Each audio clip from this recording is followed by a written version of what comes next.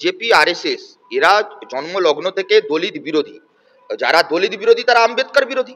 এরা প্র্যাকটিক্যালি সমাজের ধর্মীয় মৌলবাদী শক্তির এক একজন চেহারা। রাহুল গান্ধী তো আর বিজেপি করে না, রাহুল গান্ধী কংগ্রেস করে। স্বাভাবিকভাবে রাহুল গান্ধীকে বিজেপি ভয় পাচ্ছে। এই কলকাতা শহরে তৃণমূল বিজেপি বিরোধিতার অভিনয় করে, আর পার্লামেন্টের ভেতরে গিয়ে বিজেপির যাতে সুবিধা হয় সেই রাজনীতি মমতা বন্দ্যোপাধ্যায় করেন। পিসি যদি দিল্লি যায়, ভাইপো এখানে মুখ্যমন্ত্রী হবে। মোদির আরএসএস এর দুর্গা মমতা বন্দ্যোপাধ্যায়।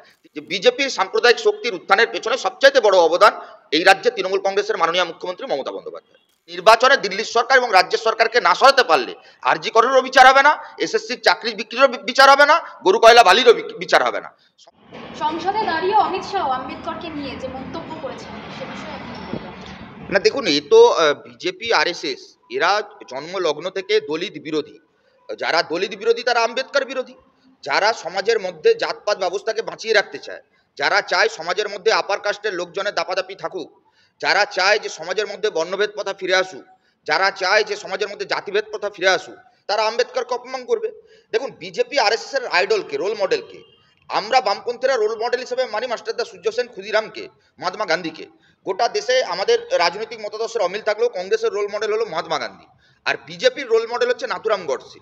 যারা গডসেকে ভগবান মানে, যারা গান্ধী হত্যাকারীকে পুজো করে, যারা নাথুরাম গডসের মূর্তি বানিয়ে তাদের রোল মডেলকে স্বীকৃতি দেয়, যারা সরকারে আসার পর পার্লামেন্টের ভেতরে ধর্মীয় স্লোগান তোলে, যারা দলিত মহিলাদের ওপর বলাৎকারকে মনে করে একটা পুণ্য কাজ, যারা মনে করে যে একজন দলিত মেধাবী ছাত্র রোহিত ভেমুলা তার উচ্চশিক্ষার কোনো অধিকার নেই, যারা মনে করে যে সমাজের মধ্যে প্রতিনিয়ত দলিতদের পদদলিত করা যায়, সমাজের প্রান্তিক স্তরে ফেলে রাখা যায়, তারা আজকে ক্ষমতায়। তারা ক্ষমতায় থাকা মানে পার্লামেন্টের ভেতরে তাদের যে প্রধান মুখ মোদি, অমিত শাহ, তারা আম্বেদকরকে অপমান করবেন, এটাই খুব স্বাভাবিক।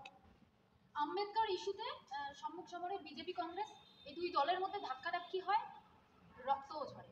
না দেখুন, ধাক্কাধাক্কি কিছু ক্রিমিনাল, প্র্যাকটিক্যাল তো কিছু ক্রিমিনাল দাঙ্গাবাজ, যারা সমাজ বিরোধী, যাদের জনগণের মধ্যে সমাজের জন্য, আমার দেশের জন্য শিক্ষানীতি, অর্থনীতি, agriculture policy, education policy, economy policy, এমনকি আপনার দেশের বৈদেশিক নীতি নিয়ে যাদের বিন্দুমাত্র কোনো ধ্যান ধারণা নেই, যারা গরুর দুধে সোনা খোঁজার চেষ্টা করে, যারা অবৈজ্ঞানিকভাবে রাজনীতিকে নিয়ন্ত্রণ করতে চায়, যারা সমাজকে পুরাণ বেদের সমাজে পরিণত করতে চায়, যারা বিজ্ঞানের প্রগতি, সমাজ ব্যবস্থার অগ্রগতিকে অস্বীকার করতে চায়, তারা সমাজের একটা বড় অংশের মধ্যে সমর্থন অর্জন করতে পেরেছে এবং তারা লোকসভার ভেতরে সাংসদ হয়েছে। তারা পার্লামেন্টের ভেতরে এই ধাক্কাধাক্কি ছাড়া আর কি করতে পারে? পার্লামেন্টের ভেতর বলুন, বাইরে বলুন, এরা প্র্যাকটিক্যালি সমাজের ধর্মীয় মৌলবাদী শক্তির এক একজন চেহারা। এরা পার্লামেন্টের ভেতরে নিজেদের যে অযোগ্যতা, নিজেদের যে অশিক্ষা, নিজেদের যে সমাজের মধ্যে যে একটা কনজারভেটিভ মেন্টালিটির ধারণা, সেইটাকে আজকে সরকারি পলিসিতে রূপায়িত করতে চায়। এবং তার উল্টো দিকে দাঁড়িয়ে গোটা ভারতবর্ষ, যে গোটা ভারতবর্ষের একটা বড় অংশের মানুষ যারা চায় যে ভারতবর্ষে বিভিন্নতার মধ্যে ঐক্য রক্ষা থাকুক, বজায় থাকুক, যারা চায় এই হিংসার বিরুদ্ধে ভালোবাসার বার্তা ছড়িয়ে দিতে, ঘৃণার পরিবর্তে ঐক্যের বার্তা ছড়িয়ে দিতে, আজকে স্বাভাবিকভাবে লোকসভার ভেতরে, বাইরে, রাস্তায় প্রতিনিয়ত আমাদের দেশের মাটিতে লড়াইটা খুব সোজাসুজি। একদিকে যারা আমার দেশকে টুকরো টুকরো করতে চায়, আমার দেশকে পিছিয়ে দিতে চায়, আর উল্টো দিকে দেশের প্রতিবাদী সত্তা, বিরোধী রাজনৈতিক দলের নেতৃত্বরা যারা ঐক্যবদ্ধভাবে এই ফ্যাসিস্ট সরকারের বিরোধিতা করতে চায়। সংসদ চত্বরে দেখা গেছে যে রাহুল গান্ধীর বিরুদ্ধে একটা অভিযোগ আসছে, হাতাহাতি হয়েছে এবং বিজেপি সাংসদ মাথা ফেটে গেছে। কি বলবেন? অভিযোগ আসছে যে তিনি ফাটিয়েছেন। দেখুন, রাহুল গান্ধীর হাতে সংবিধান। রাহুল গান্ধী গোটা দেশ জুড়ে নফরত ছোড়ো, ভালোবাসার যে বার্তা, সেই বার্তা ছড়িয়ে দিতে গোটা দেশ ঘুরেছেন।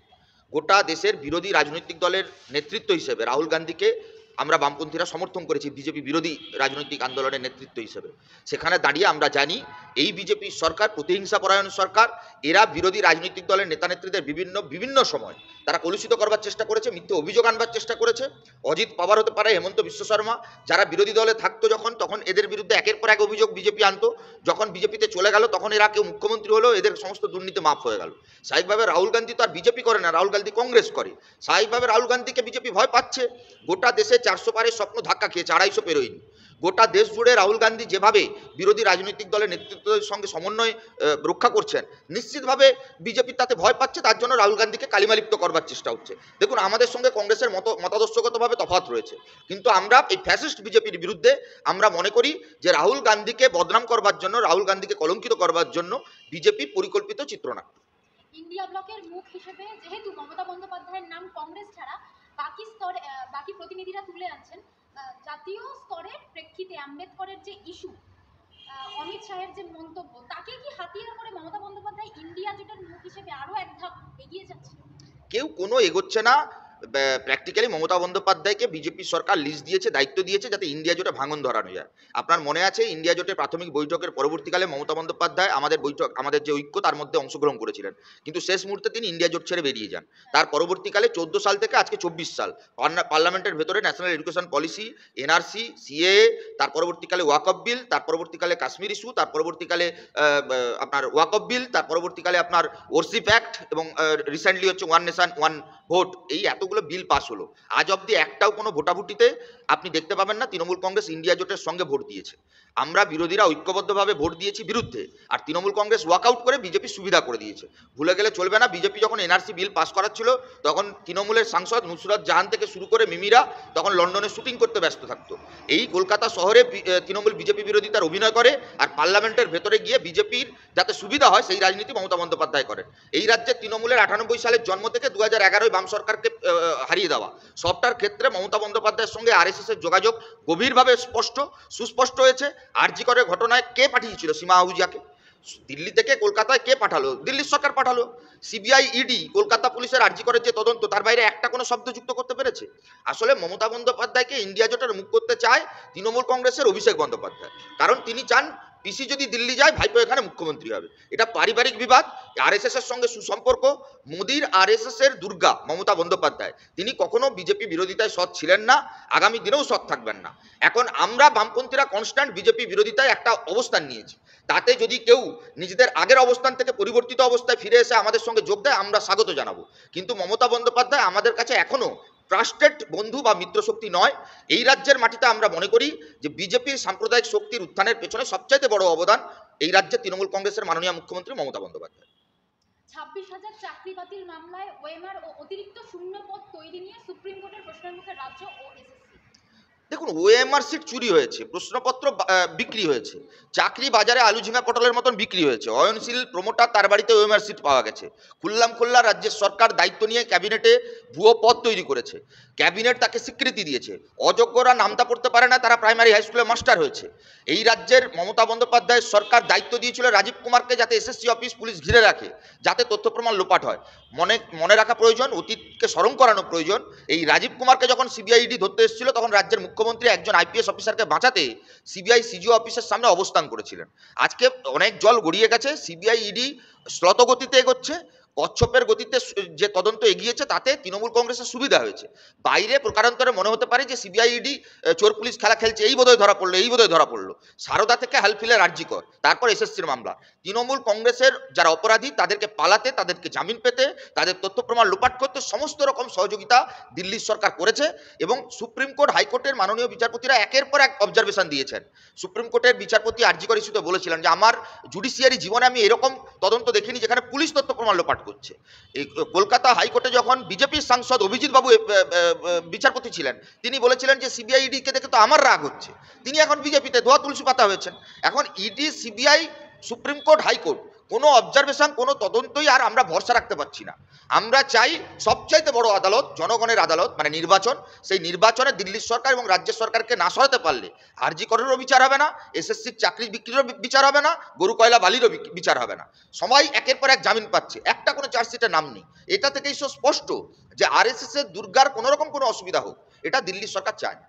ফিরহাদ হাকিম একটা বলবদল করছেন, বলছেন যে সংখ্যালঘু মন্তব্যকে তাকে ভাসানোর চেষ্টা করা হচ্ছে। তিনি বলেছিলেন এক কথা, উঠছে আর এক কথা। তিনি বলেছিলেন নাকি যে সংখ্যালঘুদের কে ফাঁসাচ্ছে? বিরোধীরা বলার আগে তৃণমূল কংগ্রেস তার অফিসিয়াল টুইটার থেকে পোস্ট করে বলেছে যে ফিরহাদ হাকিমের বক্তব্যের সঙ্গে তৃণমূল কংগ্রেস সহমত নয়। তার মানে তিনি তার নিজের দলকে বোঝাতে পারেননি। দেখুন, আমরা তো এর কথা জানি, যখন চুরি করবে, লুটোপুটি করে লুটে খাবে তখন সবাই ভাই ভাই, আর যখন চুরি করে ধরা পড়ে যাবে তখন সেটা হয়ে যাবে ইন্ডিভিজুয়াল। এখন ফিরহাদ হাকিম যে মন্তব্য করেছেন সেই মন্তব্যের দায় তৃণমূল ঝেড়ে ফেলতে চাইছে। আমরা বামপন্থীরা, আপনি আমাদের যতগুলো বামপন্থী রাজনৈতিক দল আছে আমাদের ফেসবুক, টুইটারে আপনি কোনোদিন পাবেন না যে ফিরহাদ হাকিম, হুমায়ুন কবির, কার্তিক মহারাজ, শুভেন্দু অধিকারী এদের কোনো রাজনৈতিক সাম্প্রদায়িক উস্কানিমূলক বক্তব্য আমরা অফিসিয়াল টুইটার বা ফেসবুক অ্যাকাউন্ট থেকে পোস্ট করে তার বিরোধিতা করেছি। আমরা এসব নিয়ে রাজনীতি করতে চাই না। ফিরহাদ হাকিম কেন মন্তব্য করেছেন, কোন মুসলিম ভোটকে পকেটে ভরতে চান, কোন মুসলিমদের উস্কানি দিতে চান, কোন সাম্প্রদায়িক কার্তিক মহারাজকে নেতা বানাতে চান, শুভেন্দু অধিকারীকে নেতা বানাতে চান, এ দায় তাদের, তৃণমূল বিজেপি। আমরা বলছি ফিরহাদ হাকিম তো প্রকাশ্যে ঘুষ খেতে গিয়ে দেখতে পেয়েছিলাম আমরা, তার তদন্ত কি হয়েছে? তৃণমূল কি তখন শাস্তি নিয়েছে? শাস্তি দেয়নি তো। তার ফলে ফিরহাদ হাকিম যে চুরি করে ধরা পড়ার পর দল শাস্তি দেয় না, আজকে তার এই বক্তব্যের জন্য তৃণমূল তার বিরুদ্ধে কোনো ব্যবস্থা নেবে আমরা আশা রাখি না। কিন্তু এটা লজ্জার। কলকাতার মহানাগরিক যে চেয়ারে তিনি বসে আছেন, সেই চেয়ারে একটা সময় চিত্তরঞ্জন দাস বসতেন, সুভাষচন্দ্র বসু বসতেন। কলকাতা পুরসভার যারা নাগরিক তাদের মেয়র, তিনি যখন মুসলমানদের বা একটা ধর্মের কথা বলেন, তখন নিশ্চিতভাবে এটা কলকাতার জন্য লজ্জাজনক, গোটা বাংলার মানুষের জন্য লজ্জাজনক। একদম শেষ প্রশ্ন, সিপিএম এর নেতা তন্ময় ভট্টাচার্য ক্লিন চিট পাওয়ার পর তন্ময় ভট্টাচার্যকে নাকি শোনা যাচ্ছে যে দল থেকে 6 মাসের জন্য সাসপেন্ড করা হবে। দেখুন, এটাই তো আমাদের বামপন্থীদের রাজনৈতিক স্টাইল। একটা মহিলা অভিযোগ করেছেন, সাংবাদিক, তার অভিযোগের ভিত্তিতে 2 ঘন্টার মধ্যে সিপিএম, তার দল, তন্ময়বাবুর দল তার বিরুদ্ধে ব্যবস্থা নিয়েছে। দলের মধ্যে তদন্ত কমিশন হয়েছে, সেই কমিশনের রিপোর্ট জমা পড়েছে, তারপর ব্যবস্থা নেওয়া হয়েছে। আপনি উল্টো দিকে তাকিয়ে দেখুন, এই 1 মাসের মধ্যে আমাদের বামপন্থীদের ছাত্র আন্দোলনের নেতা ছিলেন এক সময়, তার বিরুদ্ধে যখন মহিলা গঠিত কেলেঙ্কারির অভিযোগ আসে, তখন আমরা যখন তাকে বহিষ্কার করেছিলাম, তাকে তৃণমূল রাজ্যসভার সাংসদ করেছে।